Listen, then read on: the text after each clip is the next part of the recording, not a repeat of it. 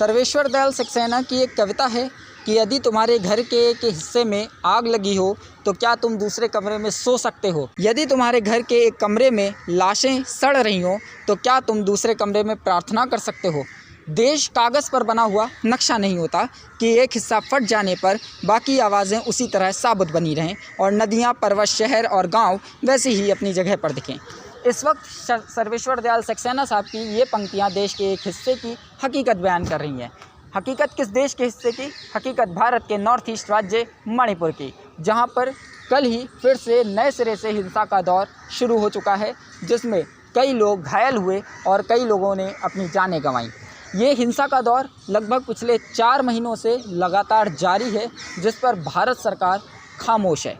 हम इस वक्त दिल्ली के उस इलाके में खड़े हैं जहां से कुछ ही दूर पर देश के 20 राष्ट्राध्यक्षों की बैठक चल रही है और अगर आप देखें तो ये नई दिल्ली पूरी शांत सी नज़र आती है, क्योंकि सिक्योरिटी के लिहाज से इस पूरे एरिया को सीज़ कर दिया गया है। लेकिन दिल्ली तो शांत है, लेकिन उसी दिल्ली से कुछ हज़ारों किलोमीटर दूर भारत का एक राज्य जल रहा है, अशांति की कगार पर है।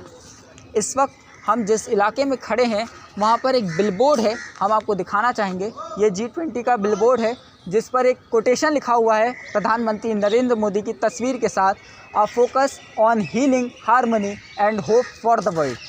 लेकिन अगर ये कोटेशन हम ध्यान में रखें तो ना तो मणिपुर में घाव भरे गए हैं जो वहाँ पे हिंसा का दौर चला, ना ही हार्मनी बची है, और अब इस पर भारत सरकार खामोश है तो वहाँ के लोगों ने अब उम्मीदें भी छोड़ दी हैं। सवाल इस दौर में सबसे बड़ा ये कि जहाँ पर G20 की मेज़बानी भारत कर रहा है, वहाँ पर उसका एक राज्य हिंसा की चपेट में है और प्रधानमंत्री नरेंद्र मोदी इस पर खामोश हैं, उनकी पूरी सरकार इस पर खामोश है। आपको हम बता दें कि पिछले कुछ महीने पहले एक वीडियो वायरल हुआ था मणिपुर का ही, जहाँ पर 2 महिलाओं को नग्न करके घुमाया गया था सड़कों पर। तब उसके बाद प्रधानमंत्री नरेंद्र मोदी ने इस पर बातचीत की थी, लेकिन वो बातचीत भी नाकाम रही।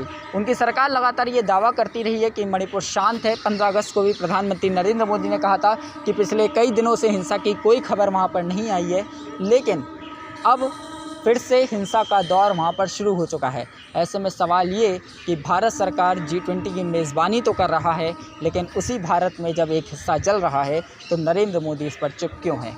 कशिश सिंह के साथ अभिनव कुमार, पॉलिटिक्स के लिए।